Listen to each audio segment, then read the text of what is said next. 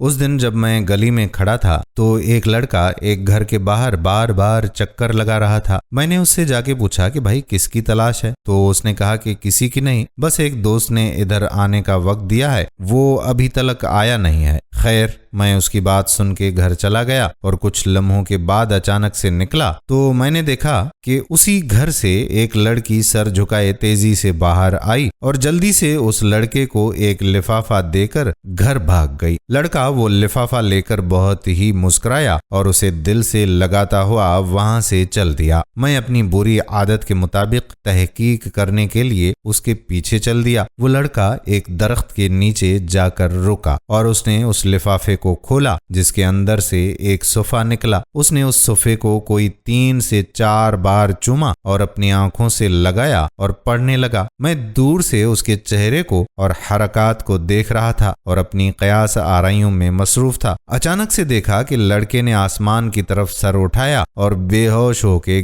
گر پڑا۔ میں بھاگتے ہوئے اس کے قریب گیا اور اس کے ہاتھ سے وہ ورق لے کر تجسس سے پڑھنے لگا۔ یہ ایک خط تھا جو اس لڑکی نے اپنے اس عاشق کو لکھا تھا، جس میں لکھا تھا: السلام علیکم، اے وہ نوجوان جس نے ابھی اپنی ماں کی گود سے باہر قدم رکھا ہے اور اس کی تربیت کرنے پر تھوک ڈالا ہے۔ میں مانتی ہوں کہ تیری سوچ کے مطابق جس محبت کا تو دعوے دار ہے وہ سچی اور پکی ہے، اور تو اس کو پایہ تکمیل تک پہنچانے کے لیے وفا بھی کرے گا، کیونکہ اس محبت کا آغاز نظر کے ملنے سے ہوا تھا اور انجام جسم کے ملنے پر ہوگا، کیونکہ میری ماں نے اپنے بیٹے عبد الرسول کو ایک دن کہا تھا کہ بیٹا یہ نظر ابلیس کے تیروں میں سے ایک ہے، اور جب یہ تیر چلتا ہے نا تو اس کی طاقت کبھی کبھی پورے خاندان برباد کر دیتی ہے، اور جب اس کا بدلہ مڑتا ہے تو لفظ عزت بھی سر جھکا کر انسانوں کی بستی سے نکل جاتا ہے۔ لہٰذا اس آنکھ کو صرف اپنے سونے نبی صلی اللہ علیہ وآلہ وسلم کے چہرے کو دیکھنے کے لیے منتظر رکھنا، ورنہ قیامت کے دن اپنے ماں کو حضور صلی اللہ علیہ وآلہ وسلم کی بارگاہ میں شرمندہ نہ کرنا کہ میں اس بات پر شرم کے مارے ڈوب مروں کہ میں نے تیری تربیت میں کمی چھوڑ دی تھی۔ تو سن اے خود کو خوبصورت شہزادہ اور مجھے دنیا کی حور سمجھنے والے، میں ایک سید زادی ہوں۔ میرا تعلق اماں فاطمہ علیہ السلام کے قبیلے سے ہے جو قیامت کو تمام جنتی عورتوں کی سردار ہوں گی۔ میں نے اپنے لیے دعا مانگی ہے کہ اے اللہ مجھے جنت میں ان کی خادمہ بنانا، تو خود فیصلہ کر کہ اگر میں تیری محبت میں مبتلا ہو جاؤں تو خادمیت تو کیا مجھے جنت کے قریب بھی نہیں آنے دیا جائے گا۔ رہا سوال تو نے جو مجھے کل شام باغ کے اس پیڑ کے نیچے ملنے کو بلایا ہے، میں وہاں بھی آ جاتی، لیکن میں تم سے ایک وعدہ لوں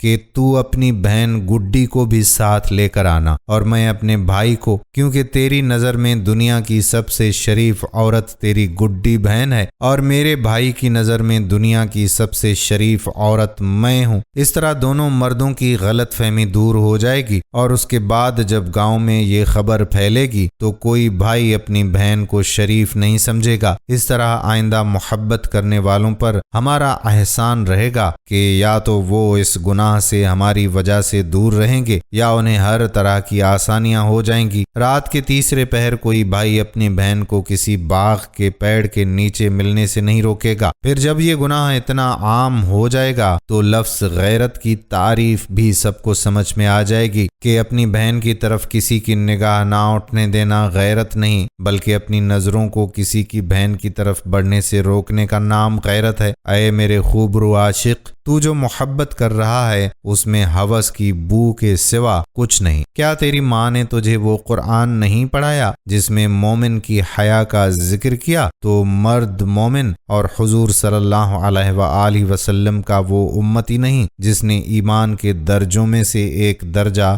حیا کا پایا ہو۔ میری باتیں پڑھ کر تجھے غصہ آیا ہوگا کہ میں نے تیری بہن کا ذکر کیوں کیا، لیکن ایمان کی بات ہے، ہر با حیا फरमाया भाई की ये कैफियत ही होती है, मगर ऐसा होना कि अपनी बहन के अलावा किसी भी औरत को शरीफ ना समझना, ये गंदी सोच और तरबियत का नतीजा ही है। क्या तूने हजरत अली अलैहिस्सलाम का ये फरमान नहीं पढ़ा कि अपनी सोच को पानी के कतरों की तरह साफ रखो, क्योंकि जिस तरह पानी के कतरों से दरिया बनता है इसी तरह सोच से ईमान बनता है। क्या तेरे पास जो ईमान है वो दिखलावे का है? मैं तुझे तबलीग नहीं कर रही, बस इतना बता रही हूँ कि तेरी बहन गुड्डी जो कि मेरी दोस्त है, उसको भी एक तुझ जैसे बेईमान और राह भटके नौजवान ने खत लिखा और उसी पेड़ के नीचे बुलाया, लेकिन ऐन उसी वक्त जबकि मैं तुझे खत लिख रही हूँ तेरी बहन ने भी उसे खत दिया और उसे उसकी मोहब्बत का जवाब दिया कि वो उससे मोहब्बत करेगी इन्हीं बातों और शराइत के साथ जो मैं तुझे लिख रही हूँ। अगर तुझे ये सब मेरी बातें मंजूर हैं तो जा और जाके गुड्डी को भी ऐसा करने की इजाजत दे दे जो तू मुझसे चाहता है, क्योंकि उस लड़के को भी मैंने यही अल्फाज गुड्डी से लिखवा के दिए और अगर मैं ऐसा ना करती तो वो लड़का भी राह रास्त पर ना आता और तेरी बहन भी गुमराह हो चुकी होती। अब आखिरी दो बातें जिनका तू अपने अल्लाह से वादा करना, तूने मुझ पर बुरी नजर डाली तो तेरे लिए अल्लाह ने ये मकाफात अमल वाला सबक पैदा किया और मैंने तेरी बहन को बुरी राह से बचाया, इसलिए मैं भी अल्लाह की अता करदा हिम्मत से तेरी गुमराही और अल्लाह की नाराजगी वाले जाल से बच गई हूँ। अब अगर मेरा तेरी बहन पर एहसान है तो फिर उसको भूलकर अपनी गुनाह की जिद पर कायम रहना चाहता है तो इस दफा याद रखना कि अल्लाह ने तुझे 4 बहनें और एक माँ दी है। मैं भी अल्लाह से दुआ करूंगी कि अल्लाह तुझे और तेरे घर वालों को गुमराही और ऐसे गुनाह से बचाए और तू भी अल्लाह से तौबा कर। ये मेरा पहला प्यार का खत है जिसमें मैं एतराफ़ करती हूँ कि मैं अल्लाह से,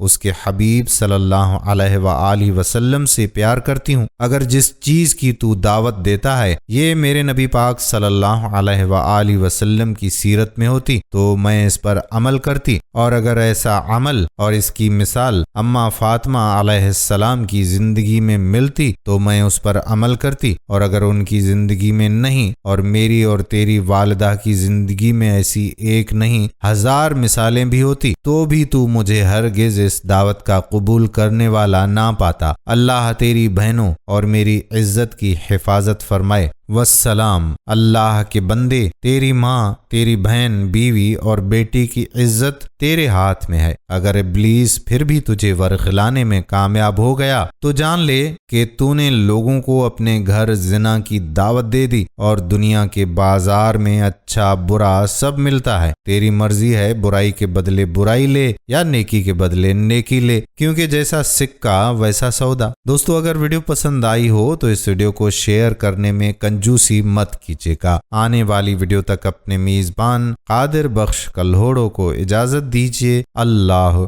हाफिज।